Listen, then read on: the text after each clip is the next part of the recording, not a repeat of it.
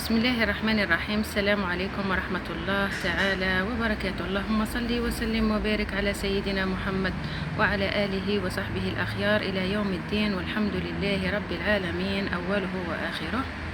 صباح الورد ودعوات الخير التي لا ترد. نستفتح الصباحية نتاعنا هذه بدعوة لأهلنا في فلسطين عاصمتها القدس الشريف. اللهم نصرا مبينا عاجلا غير آجل، اللهم فرجك يا رب، اللهم اشف كل المرضى. تحيا فلسطين عاصمتها القدس الشريف. 1 2 3 فيفا لالجيري.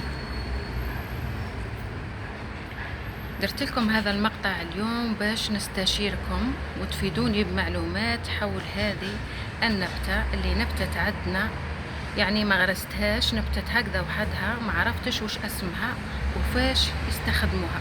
وهي هذا النبتة تنبت كما راكم تشوفوا، دوك نوريها لكم.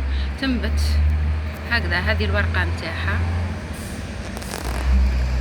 هذه الورقة نتاعها هكذا كما تشوفوا الشكل تاع الورقة، وهذه هي البذرة نتاعها. نحي لكم واحدة تشوفوها، شوفوا كيفاش عاملة.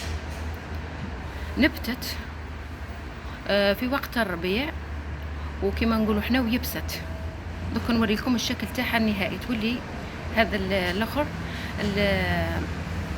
نقدروا نقولوا عليها ثمره شوكيه، ما على باليش الواش يستخدموها. اللي يعرف يخلي لي الراي تاعو في التعليقات. بارك الله فيكم وجزاكم الله خيرا. هكذا المره الاولى تكون هذا الشكل تاعها اخضر.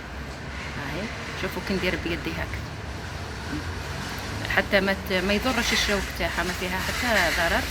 حطوها على جانب ونوريها لكم الشكل نتاعها النهائي. ثم هذه النبته نبتت مرتين، وقت الربيع وكي تخلي علينا الصيف ولات شوكيه هكذا وتحصلنا على هذا الشكل. حطيتها في العلبه تاع الباخور مع الورد اللي مجفاته. شوفوا الشكل نتاعها، بسم الله ما شاء الله تبارك الرحمن. انا سميتها النبته الشوكيه الذهبيه، اللون تاعها دوري دوري، بسم الله ما شاء الله تبارك الرحمن. دوك نوريها لكم عن قرب، من قرب تشوفوها.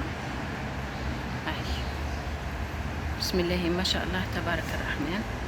ها شوكيه.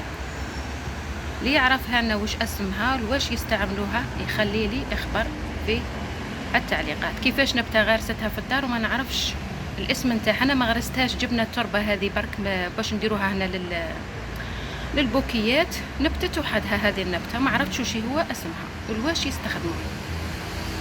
هذه هي، واللي يفيدني بمعلومات نقول لكم بارك الله فيكم وجزاكم الله خيرا. هذه هي، هذا الشكل نتاعها النهائي بعد ما صارت نبتة شوكية. نختم معاكم ونقول لكم، نختم معاكم على بهذا الورد المجفف. على فكرة هاي الحنة نتاعي تاع الميلود، المولد النبوي الشريف. كل عام وحنا بخير ان شاء الله. صح، هذه هي. هاي أبقى لي في الختام غير نقول لكم السلام عليكم ورحمة الله تعالى وبركاته.